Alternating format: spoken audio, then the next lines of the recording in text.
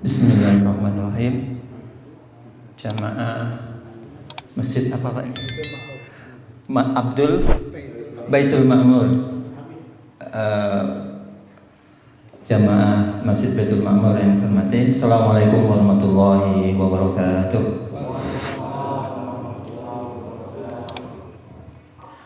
Alhamdulillah. Alhamdulillahilladzi alafa baina qulubina wa asbahna bi'ni'mati ikhwana.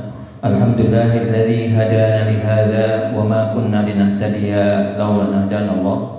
Asyhadu an la ilaha illallah wahdahu la syarika lah wa asyhadu anna Muhammadan abduhu wa rasuluhu nabiyya ba'da amma ba'd. Alhamdulillah, pada malam yang penuh berkah ini insyaallah, waktu yang begitu luar biasa antara maghrib dan isya, yang kita sama-sama beritikaf di tempat ini, di masjid ini, kemudian menunggu waktu sholat, dan itu bagian dari ribat. Mahwa ribat ini mungkin tak ada juga luar biasa nanti. Kalau kita bisa mengiltizamkan dengan posisi antar sholat dengan sholat menunggu sholat, itu jaza'u minal ribat, ya. Termasuk orang-orang menjaga perbatasan untuk keamanan negerinya gitu. Jadi luar biasa kebiasaannya kalau kita bangun di antara kita sehingga membangkitkan roh keislaman, kemudian roh suka mencintai kebaikan, ya. Karena ketaatan akan dari ketaatan, itu yang seharusnya kita jaga terus, dan semoga ini akan bisa istiqomah sampai akhir kita insyaallah. Salat dan salam semoga tercurahkan ke Nabi besar Muhammad sallallahu alaihi wasallam yang sudah memberikan kita teladan bagaimana menjadi hamba Allah, bagaimana berkontribusi untuk kemanusiaan, bagaimana melahirkan peradaban. Jadi Rasulullah bukannya sekedar imam dalam keagamaan, tetapi beliau adalah juga pemimpin dunia, pemimpin yang melahirkan peradaban yang luar biasa, yang mengajarkan manusia agar menjadi hamba Allah Subhanahu wa taala. Itulah yang ingin kita kaji bersama insyaallah. Semoga dalam kesempatan yang penuh berkah ini kita berikan kekuatan, kesabaran untuk bisa mengikuti jejak Rasulullah SAW, sehingga kita betul-betul menjadi hamba Allah dan diakui sebagai umat Rasulullah SAW.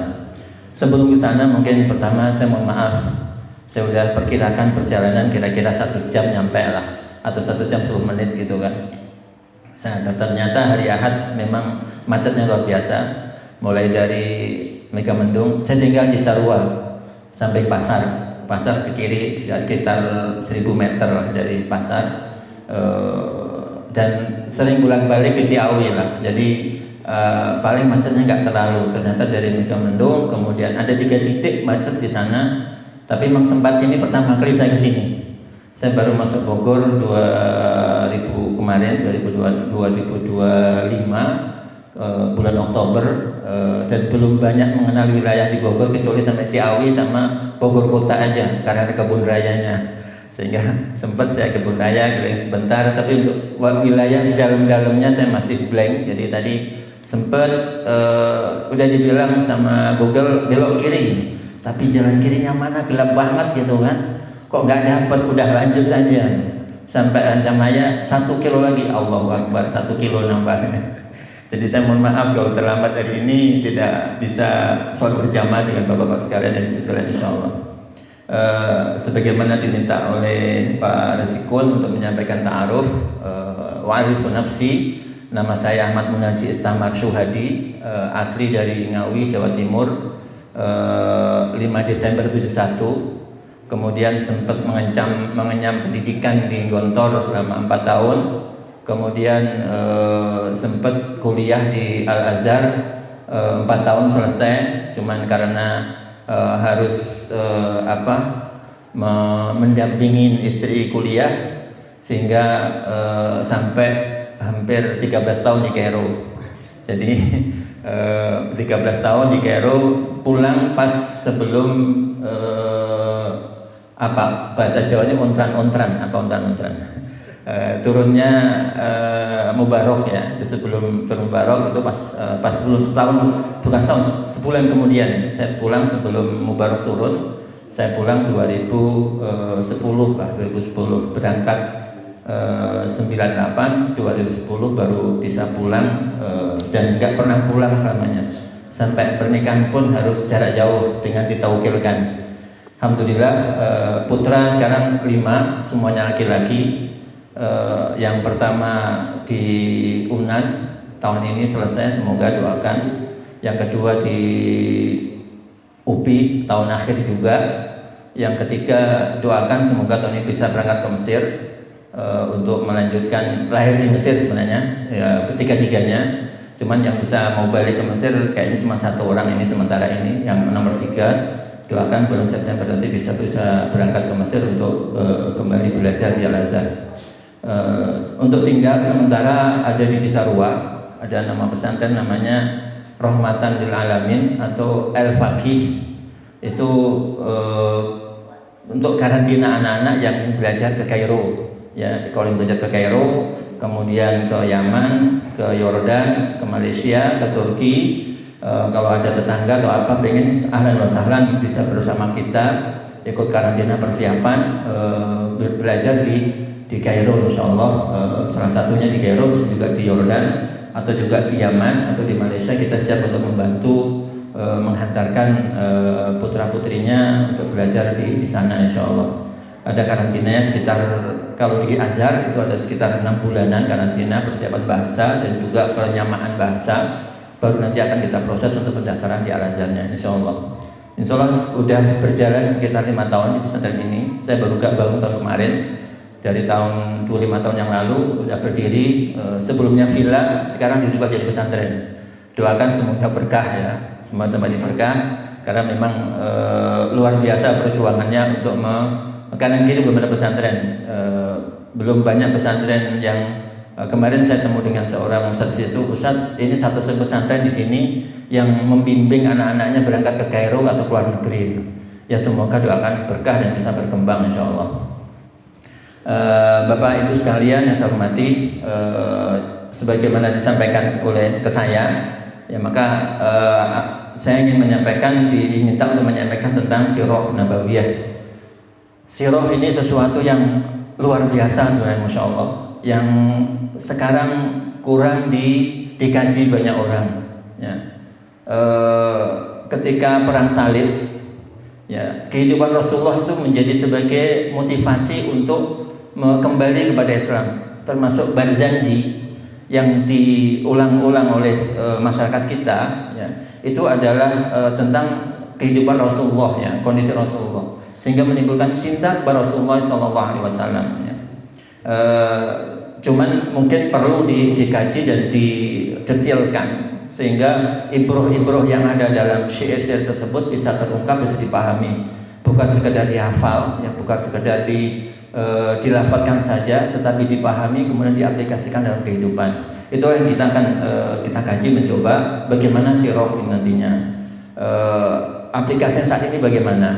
Bahkan para tabi'in, salah satu ulama tabi'in itu mengatakan kunna nu'allamul maghasi kama nu'allamul Qur'an. Kita diajarkan tentang perangnya Rasulullah, bagaimana Rasulullah perang, bagaimana bentuknya, apa gimananya, itu diajarkan sebagaimana kami diajarkan Al-Qur'an. Coba, kunna nu'allamul maghasi kama nu'allamu Al-Qur'an.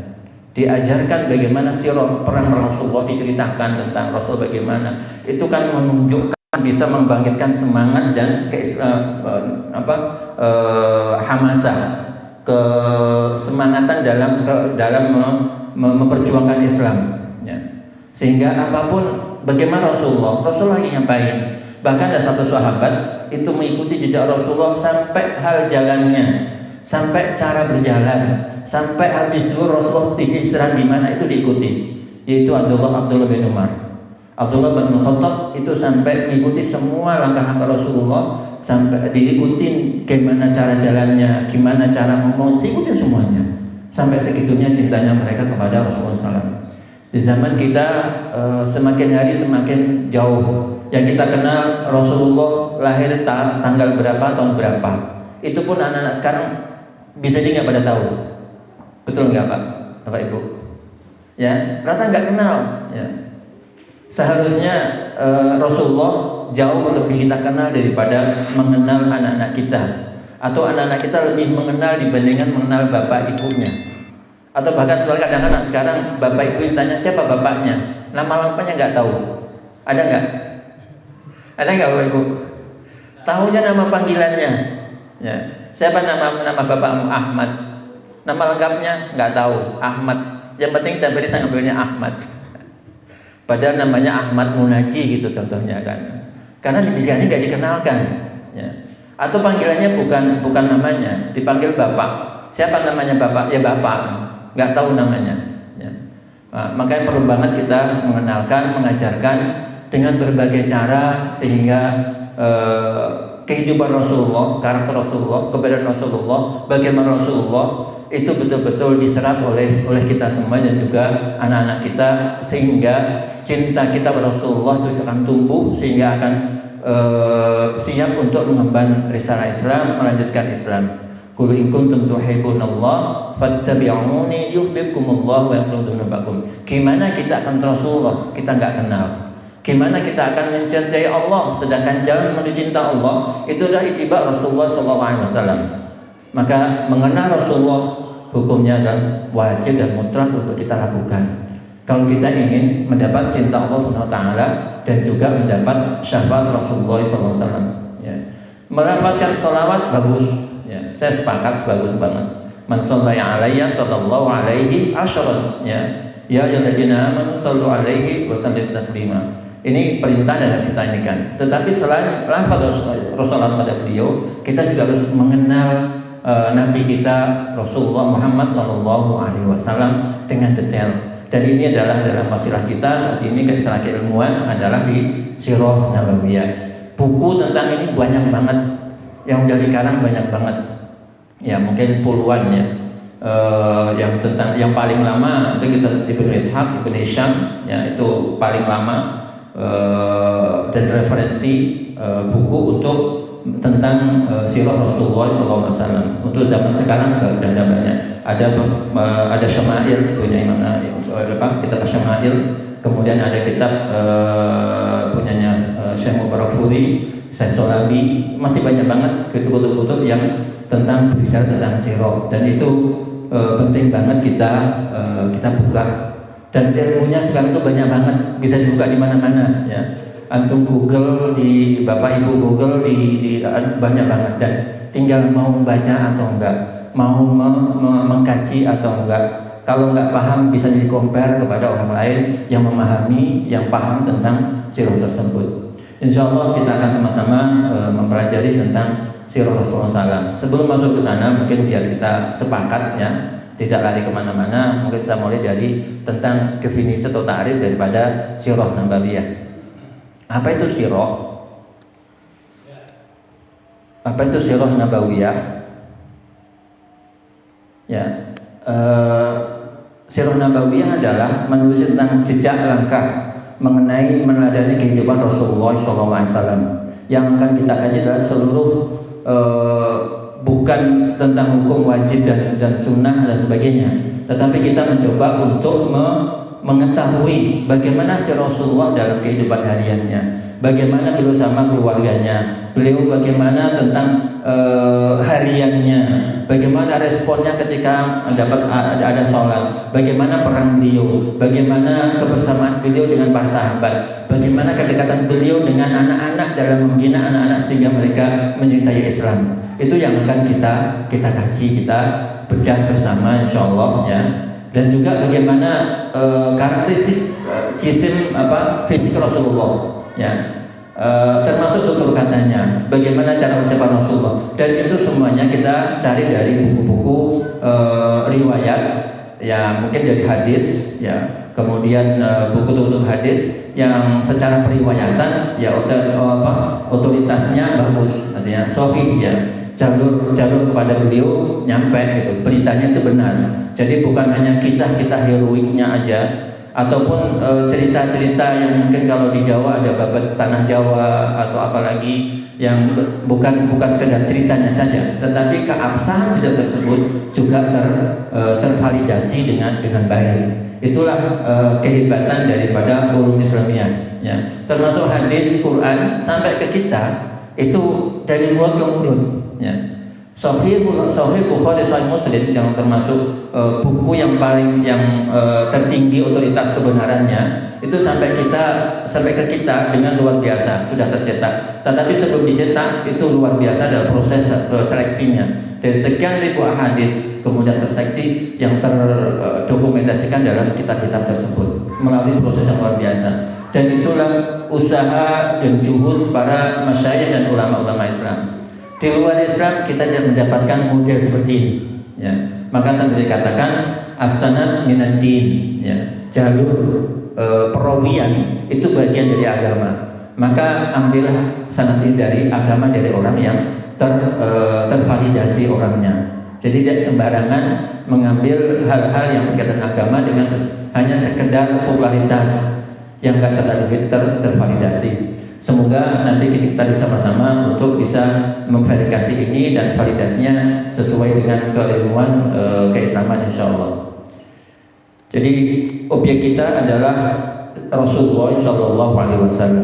Asal kata siro itu dari saro yasiru sayron wasirotan, ya, yaitu berjalan atau menempuh suatu jalan. Saro yasiru sayron wasirotan, ya, jalan atau menempuh jalan. Ya, yang ketika kita menisbahkan sirah kepada Rasulullah, maka otomatis yang akan kita ini adalah bagaimana perjalanan Rasulullah SAW, bagaimana kehidupan Rasulullah SAW. Ya. Saya dulu sempat kepikiran kalau saat itu sudah ada alat kayak gini ya, dari pagi sampai malam Rasul di syuting itu bagaimana? Ya, cuman saya itu nggak ada. Tapi hukumnya menggambarnya nggak boleh, bagi memfilmkan. Ya. Tetapi masya Allah kehebatan daripada ulum Islamiyah. Penggambaran Rasulullah begitu detail. Ya. Kalau orang yang punya imajinatif bagus, maka bisa jadi karakter Rasulullah ketika dibacakan dia akan bisa menggambarkan, bisa melukiskan rambutnya, dagunya, semuanya begitu detail. Ya. Ya. Kalau sekarang ada polisi itu kan ada yang bisa desain, ya. Hanya menyampaikan gimana orangnya wajahnya agak kaku, hidungnya agak dalam, kulitnya hitam, matanya sorot matanya gimana, gitu aja itu bisa mendekati kebenaran, betul nggak Pak? Ketika ada orang jahat, kemudian saksinya dikumpulkan data, ya, kemudian disampaikan, kemudian digambarkan, kemudian digambar dengan detail, kemudian itu ketika diinginkan bisa mendekati kebenaran. Bagaimana cerita fisik Rasulullah begitu detail, tingginya bagaimana, cara jalannya bagaimana. Kalau dibuat animasi, kalau dibolehkan, tadi hukumnya haram, nggak boleh. Ya. Menggambar Rasulullah, mengambil itu nggak boleh. Ya. Bisa dia akan lebih mendekati kepada jasad Rasulullah, fisik Rasulullah. Tapi kita tidak bolehkan hal itu. Itulah salah satu bagaimana umat ini mencinta Rasulullah SAW menjadi memori dalam benak para umat gitu. Bahkan di antara Rasulullah SAW untuk sampai cintanya, ya, sampai rambut beliau dijaga, disimpan, ya, disimpan dan dijaga oleh beliau. Itu sebuah cerita yang berkisah bahwasanya ada salah satu istri beliau itu menyimpan selai rambut Rasulullah SAW. Ya. Jadi sirah dalam mempelajari sirah secara bahasa berarti menelusuri sebuah jalan nyata yang telah ditempuh oleh manusia terbaik. Jadi kehidupan Rasulullah yang akan kita kaji dan kita bedah insyaallah. Itu secara bahasa, secara istilah, ya, yaitu memotret kehidupan secara menyeluruh. Ya. Ilmu yang membahas tentang Rasulullah SAW secara komprehensif sejak kelahirannya hingga wafatnya. Jadi objeknya adalah Rasulullah kapan mulai semenjak lahir, bahkan sebelum lahir, ya, sebelum lahir, bahkan di tempat di mana Rasulullah tinggal itu termasuk kajian sirah. Bagaimana bangsa Arab sebelum Rasulullah datang, dari mana bangsa Arab ini munculnya, Karena kenapa kita perlu mengkaji hal ini? Biar kita mengetahui bagaimana perbedaan sebelum Rasulullah dan setelah Rasulullah SAW. Perubahannya bagaimana? Ya, kalau kita hanya main otak-otak diingat apalnya. Tetapi kalau kita hayati dengan baik, maka kita akan bisa menghayati bagaimana perubahan sosial. Ya, bukannya sekedar personal, perubahan sosial. Rasulullah sebelum lahir dan setelah Rasulullah lahir, kemudian Rasulullah sebelum diangkat jadi nabi, kemudian setelah diangkat jadi nabi. Ada perubahan yang dahsyat banget yang terjadi ketika Rasulullah ini hadir di bumi ini. Bahkan ketika Rasulullah lahir aja itu sampai terguncang kerajaan besar yang di Yaman juga di Parsi. Matinya api di Parsi, yang Iran ya, yang 1000 tahun lebih belum pernah mati. Tapi ketika Rasulullah lahir itu padam apinya. Ya, ini yang kemudian ada sebuah kisah juga sampai ada cahaya terpancar sampai terlihat sampai di Yaman. Itu secara fenomena alam begitu dahsyat ya. Dan itu berefek kepada perubahan sosial dan peradaban kemanusiaan yang akhirnya menjadi penopang peradaban Islam yang terbentang semenjak ada khilafah Islamiyah di Madinah sampai kemudian Turki Utsmani. Berapa tahun itu ya? Turki Utsmani 1823 kalau nggak salah, 1823-24 sekitar itu, 1924 ya. Terbentang sampai segitu bagaimana Islam menjadi sosok guru peradaban di dunia ini ya. Rasulullah memperjuangkan Islam hampir 23 tahun, memberikan basis perbaikan manusia. Sebelumnya mengabdi manusia pada manusia, menjadi hamba menyembah pada Allah SWT, mengaplikasikan nilai-nilai keilahian sehingga terbangunlah manusia luar biasa yang kakinya menapak di bumi tapi hatinya melangit di hadapan Allah Subhanahu wa taala. Itu mungkin yang jadi dari semenjak Rasul lahir, bahkan sebelum lahir, maka sampai Rasulullah wafat, itu jadi objek kajian kita insyaallah. Kemudian beberapa referensi yang akan menjadi ini kan itu buku yang paling lama yang saya sampaikan tadi itu dari Ibnu Ishaq, itu meninggal 151 Hijriah. Sekarang tahun berapa sekarang? 1447. Jadi 151 Hijriah itu sudah ada terdokumentasikan buku tentang sirah Rasulullah SAW, yaitu Ibnu Ishaq. Kemudian diikuti muridnya Ibnu Hisham, itu mensederhanakan dari karya beliau tentang sirah juga. Dari buku ini ada referensi. Ada buku juga mungkin Usudul Ghabah fi Hadits Sahabah, itu bagus juga. Itu bukan tentang Rasulullah tapi tentang orang sekitar Rasulullah ya. Orang yang bersama Rasulullah itu juga terdokumentasikan dalam buku. Namanya Usudul Ghabah fi Hadits Sahabah. Kemudian pada muncul juga di zaman 748 Imam Dhahabi itu sebelumnya ini tentang Rasulullah, wahyu turun bagaimana peperangannya, itu jadi dalam Ibnu Ishaq dan Hisham menceritakan saja ya, mendokumentasikan kejadian-kejadiannya saja, tidak sampai termasuk memvalidasi ya, ada validasinya kesohihannya, tapi tidak sampai mengungkapkan ibrahnya apa. Orang zaman itu mendapat cerita Rasulullah itu udah timbul semangat ya, langsung bisa memahami. Seperti generasi awal membaca Al-Quran itu sampai bisa nangis karena memahami dan runutnya tahu, kejadiannya tahu, ini tentang apa mereka paham ya. Kalau sekarang baca Quran kira-kira gimana? Bisa nangis enggak? Innamal mu'minuna idza dzukira wajilat qulubuhum wa idza tuliyat alaihim ayatun zadatuhum imana. Ada getaran enggak kita? Ini yang seharusnya jadi evaluasi buat kita gitu. Ketika bahkan yas'alunaka 'anil anfal qulil anfal wa rasul fattaqullaha wasudata bainakum wa antum wa rasulahu in kuntum mu'minin. Kira-kira respon kita apa? Ya kalau paham alhamdulillah. Ya. Maka pentingnya kalau baca Quran, baca tafsirnya. Ya 1 ayat 2 ayat nggak masalah gitu dibaca ya. Oh maksudnya apa? Kalau seandainya bisa memahami alhamdulillah. Kalau enggak ditanya kepada orang yang lebih paham tentang ayat ini maksudnya bagaimana. Jangan sampai konteks terjemahan kemudian kita pahami apa adanya ya. Karena referensi untuk memahami Al-Quran itu tafsir banyak banget ya. Dengan kita membaca tafsir aja kadang-kadang itu masih belum menemukan apa yang Allah inginkan ya. Yang jangan sampai kita memahami apa yang kita pahami, apa kita rasakan saja, tetapi harus dikembalikan kepada orang yang berkompeten, yaitu para mufassir yang memafsir Al-Quran insyaallah. Ya, Imam Zahabi 782 juga memulai menuliskan mendokumentasikan sirah ya, itu mengintegrasikan akal dan syama'il, sifat-sifat fisik dan karakter ke dalam narasi sejarahnya. Mengetahui keadaan Nabi, hari-harinya, peperangannya, serta akhlak dan syama'ilnya.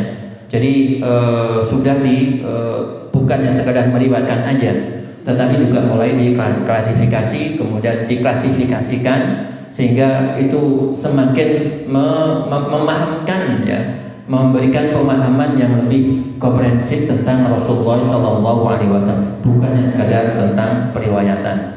Kemudian untuk kelanjutannya lebih menulis lagi ya. Kemudian muncullah Dr. Akram Diya Al-Umari ya. Sirah dia berdasarkan metode ilmiah yang bertumbuh murni pada riwayat yang sahih. Jadi diklasifikasi kembali, diverifikasi, yang sahih diambil, yang enggak sahih ditinggalkan ya. Sesuai dengan kajian ulumul hadis ya. Kajian ulumul hadis tentang sanad dan sebagainya panjang tuh nanti yang lebih ke validasi semua periwayatan. Kemudian muncul juga pemahaman manhaj ya. Ini Syekh Mubarakfuri, Syekh Safiur Rahman Al-Mubarakfuri, beliau juga ini buku ini luar biasa. Beliau jadi juara penulisan sirah dan dapat hadiah dari kerajaan Saudi. Ya, beliau bukan orang Saudi, orang luar, tetapi menulis dengan berbahasa Arab dan akhirnya termasuk menjadi buku referensi sirah. Kajian beliau tentang memahami strategi dakwah dan metode manhaj beliau dalam menegakkan agama. Bukan hanya ceritanya kisahnya saja, tapi sudah mencoba mengungkap ibrah yang ada di dalamnya.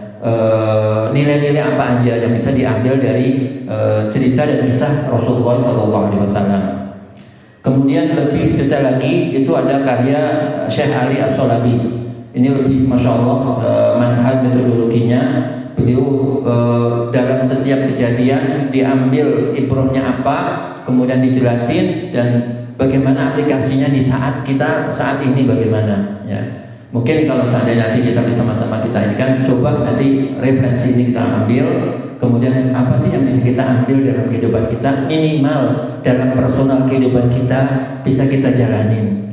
Hal-hal di masyarakat kalau bisa mendasarkan dengan apa Rasulullah jalankan, alangkah baiknya. Contohnya mungkin ada cekcok sama tetangga, bagaimana kita sebaiknya bersikap. Ya kalau nggak dapat dari Rasulullah, para sahabat bagaimana sikap bijaknya ya. Bagaimana Rasulullah ketika sama istrinya ada hal-hal yang ada nggak Rasulullah terjadi sesuatu dengan istrinya? Terjadi nggak? Terjadi ya. Dan beliau karena pada manusia, dan itu termasuk pelajaran bagi kita semuanya ya. Hadisul ifki, kemudian apalagi banyak hal yang bisa kita seandainya itu bisa kita jadikan sebagai teladan dalam kehidupan kita. Kemudian terakhir terjemah hidup dan merangkum seluruh insiden fakta sejarah sekaligus akhlak, dan ini dari karya Syekh Muhammad Abu Syuhbah, itu mencatat hal-hal yang kehidupan Rasulullah semuanya. Kemudian hal-hal itu kemudian diambil hal-hal yang mungkin ya ibrah dan pelajaran yang bisa diaplikasikan. Itu kemudian yang selanjutnya adalah dari semua yang tadi disampaikan, maka ada tiga hal yang perlu diinginkan adalah objek kajian yang kita pelajari itu Rasulullah SAW, kemudian metodenya bagaimana masing-masing para mu'alif tadi, para pengarang buku itu mempelajarinya, kemudian metode yang digunakan, kemudian tujuan dari itu semuanya. Ya. Kita mencoba nantinya bukan sekadar tahu sejarahnya, tanggal berapa, kejadiannya apapun itu aja, tetapi bagaimana dari kejadian itu kita bisa mengambil ibrah, sikap yang diambil Rasulullah ketika hijrah, langkah-langkahnya apa aja. Contoh sebagai hijrah, ketika hijrah, mungkin nggak Rasulullah kalau seandainya seperti Isra Mi'raj pindah dari Madinah ke Mekah, dari Mekah ke Madinah, sebagaimana perjalanan Isra Mi'raj, mungkin nggak? Sangat mungkin, ya. Tetapi Rasulullah begitu hijrah, prosesnya masya Allah, ya. Ada komunikasi sama Abu Bakar, disiapkan kendaraan. Ketika itu semua mau ditanggung sama Abu Bakar, sama Rasulullah enggak, saya beli sendiri. Kendaraan Rasulullah bersendiri. Seorang pemimpin kalau disiapin anggotanya kira-kira bagaimana? Bangga enggak anggota? Abu Bakar bangga banget kalau saya bisa menyiapkan persiapan Rasulullah, tapi Rasulullah enggak. Beliau beli sendiri kendaraannya. Kemudian bagaimana komunikasi dengan Ali bin Abi Thalib? Malam itu Ali diberikan amanah tidur di tempat beliau biasa tidur, ya. Pakai pakaian yang ridha yang beliau yang pakai, selimut yang beliau pakai. Kira-kira bahaya nggak menggantikan beliau? Bahaya banget, ya. Tapi Ali bin Abi Thalib siap menanggung risikonya, hatta walaupun dibunuh nantinya, ya. Kemudian mengembalikan, minta Rasul mengembalikan lewat Ali wadah titipan amanah yang dititipkan ke beliau, satu-satu dibalikin. Kalau seandainya Rasulullah itu hijrah ke Madinah karena takut, kira-kira bagaimana keadaan Rasulullah? Emang gue pikirin itu barang-barang dan kalian udah tinggal pergi aja, betul nggak? Yang sudah mau diancam, mau dibunuh, udah beliau tahu. Ya sudah, mungkin akan ditinggal semuanya. Nggak perlu beli kendaraan, nggak perlu membuat, itulah strategi Rasulullah yang gunakan. Beliau luar biasa dengan ketenangannya, merancang, dengan detil, ya, sampai ketika perjalanannya dari rumah kemudian ke gua, ya, ke gua Thur, kemudian bagaimana proses jalannya, bukannya langsung ke Madinah tetapi dengan ngambil muter, itu sebenarnya strategi yang Rasulullah gunakan. Dan itu adalah usaha basyariah yang Islam itu seharusnya, salah satu yang konklusinya adalah Islam itu harus diusahakan, bukannya menunggu, ya. Ya, kalau pengen sukses, pengen masjid ini makmur, pengen bagus semuanya, jadi nggak harus sekedar mengangkat tangan, ya Allah buka rezeki untuk masjid ini, cukup nggak? Ya, inna sama la tumtiru zahab, harus ada usaha. Allah akan mengabulkan, kita nggak tahu, doa tetap, ya, doa tetap, tetapi usaha bagaimana memikirkan langkah-langkahnya apa aja, itu yang harus sebagaimana hijrah Rasulullah. Rasulullah sendiri aja melakukan hijrah dengan strategi yang luar biasa detailnya, ya. Sebenarnya manajemen Islam itu masya Allah banget kalau kita bisa mengungkap dari perjalanan Rasulullah SAW, ya. Gimana dakwah Rasulullah itu manajemen yang luar biasa, mentarbiyah, membina, membuat sekolah masyarakat yang sehingga melahirkan orang-orang yang dahsyat. Itulah yang mungkin yang akan menjadi hasil nantinya, kita jadikan ibrah. Jadi bukan sekedar cerita kisah Rasulullah pindah jam sekian lahir ini, bukan itu aja. Tanggal berapa, kejadiannya apa, bukan. Tetapi bagaimana kita sama-sama untuk menguak misterinya apa di hal itu, hikmahnya apa, ya. Itu kajian tentang sirah, ya. Mungkin tahapan nantinya, ya. Sampai jam berapa nih Pak Musikut? Sampai Isa masih jam berapa? Kurang berapa menit lagi? 8 menit. Lewat nggak apa-apa, ya. Ini baru 8 slide, ada 27. Ya, nanti mungkin saya loncat aja nggak apa-apa. Ya, ya. Isi daripada Rasulullah ya nanti akan berkaitan dengan akhlak Rasulullah ya, mulai dari kecilnya, riwayatnya dan bagaimana perilakunya itu banyak di syama'il ya, secara personal, secara kepribadian, kemudian sampai Rasulullah meninggal, nasabnya dan sebagainya. Kenapa nasab Rasulullah itu perlu kita kaji? Kenapa perlu kita kaji? Ternyata kita baru tahu nasab Rasulullah dari sampai ke Nabi Adam ya, itu nasabnya bersih ya, tidak terjadi hal-hal yang penyelewengan sosial, semua nasabnya bersih, tidak ada turunan dari jalur beliau melakukan hal-hal seperti perzinahan ya, nggak ada ya. Maka nilai yang bisa diambil contoh dari kisah itu adalah kalau pengen keluarga kita besar nantinya, maka secara jalur harus kita jaga betul ya. Memohon pada Allah agar dijaga. Walladzina amanu wattaba'u dzurriyyatahum biimanin alhaqna bihim dzurriyyatahum. Misi kita adalah reuni di surga Allah SWT. Janji Allah, walladzina amanu wattaba'u dzurriyyatahum biimanin alhaqna bihim dzurriyyatahum wa ma min amalin min syai'. Allah pertemukan nanti kelak reuni di surga Allah sampai cucu cicit semuanya, masya Allah ya. Indah enggak? Kita udah tua reuni anak kumpul tuh senang banget, baik-baik, soleh. Tapi kalau dengar ada yang belasak satu kita, ya Allah sedihnya, masya Allah ya. Bisa shock langsung ketika udah tua kita, stres, orang tua nggak tahan, ya udah nyesek langsung. Naudzubillah min dzalik. Itu yang harus kita jaga bersama ya. Mungkin salah satu kajian dan Rasulullah. Kemudian turunnya wahyu bagaimana? Proses turunnya wahyu. Setiap Quran turun pada Rasulullah masing-masing mempunyai karakteristik, mempunyai cara yang tidak sama satu sama lainnya ya. Ada yang berat, ada yang ringan, ada Rasulullah sampai pingsan, ada yang kendaraannya sampai melesek kakinya ke pasir ya. Dan masing-masing itu kalau seandainya kita kaji itu bisa nanti kita ibrohnya dari surat ini kenapa begitu berat, apa isinya ya. Itu bisa hikmahnya bisa kita ambil. Kemudian tentang hijrah Rasulullah, peperangannya kenapa perlu kita ini kan? Karena dengan peperangan itu kita juga bisa melihat bagaimana Islam diperjuangkan, bagaimana Islam dipertahankan, bagaimana Islam dijaga. Begitu sampai Rasulullah patah giginya, sampai beliau kena panah, segitunya sekelas Rasulullah dalam memperjuangkan Islam.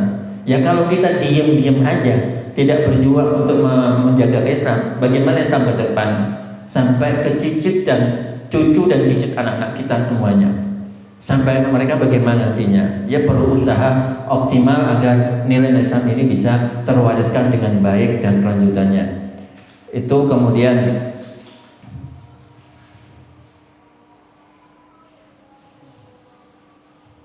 secara urgensinya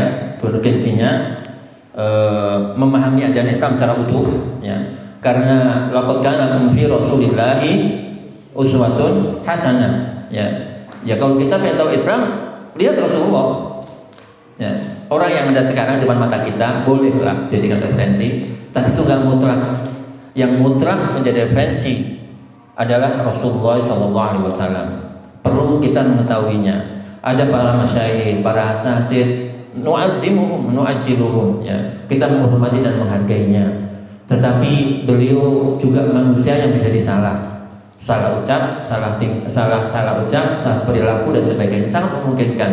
Maka perlu kita mengkomparnya dengan Rasulullah sebagai figur dan fokus kepribadian yang menjadi referensi kita ya, untuk memahami Islam, mengenal pribadi Rasulullah SAW, kemudian meneladani akhlak mulia beliau, mengambil ibrah, dakwah dan risalah Islam. Ini yang sehingga kita perlu mengkaji tentang si Rasulullah SAW. Sebagaimana sampainya rapatkan lakum fi Rasulillahi uswatun hasanah liman kana yarjullah wal yawmal akhir. Liman kana yarjullah wal yawmal akhir. Ya, kalau kita masih mengharap Allah, ya, masih beriman pada akhir, ya, kemudian ingat pada Allah, maka kita harus melihat Rasulullah sebagai referensi dan figur. Karena apa? Uswatun hasanatun. Ada ibrah, semua kebaikan ada di Rasulullah. Ya. Semua contoh kebaikan, ya, dalam bentuk nakirah ini, seluruh contoh kebaikan itu ada dalam Rasulullah SAW.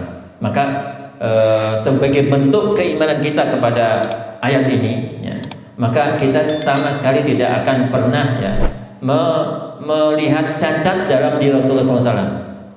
Karena apa? Allah sudah memberikan pujian. Kalau sang pencipta berikan pujian, layakkah kita mencacat? Tentunya nggak layak. Ya. Yang menciptakan kita semuanya, yang mengutus Allah, yang mengutus Rasulullah SAW, itu sudah memuji Rasulullah. Laqad kana lakum fi Rasulillahi uswatun hasanah. Seluruh contoh kebaikan. Man kana yarjullah wal yawmal akhir. Ya. Kalau tidak menjadikan Rasulullah sebagai referensi, berarti dipertanyakan rojauna ilallah, dan juga imanuna billahi ta'ala, itu dipertanyakan. Jalan satu-satunya untuk mengenal Allah, untuk mengajar Allah, untuk mengetahui keinginan Allah, itu hanya lewat Rasulullah SAW, Quran dan hadisnya, insyaallah. Ya, para masyayikh, para asatidz, para ulama, termasuk jalur, ya, yang harus kita tempuh, karena dari mereka kita akan mendapatkan keilmuan dan pemahaman itu. Jadi jangan sampai kita menafikan, udah kita nggak usah ke ini, langsung ke hadis dan Quran saja. Dari mana kita paham? Kalau tidak melalui para ulama, para masyayikh, para kiai, ya. Tetapi harus tervalidasi dan terverifikasi. Bagaimana caranya? Silakan. Ilmu kita banyak bisa kita kaji dimanapun.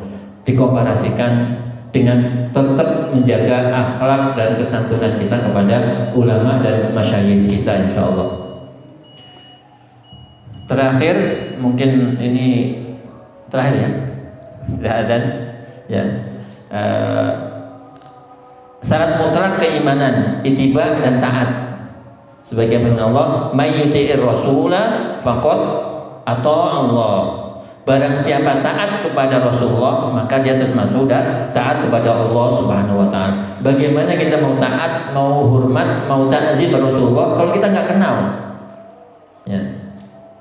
Ya kalau munaji nggak kenal, siapa sih ngomong depan ini? Ya kalau kita kenal, akrab, ya mungkin akan ada rasa. Ya. Kita itu manusia itu punya akal, punya rasa, punya fisik, ya.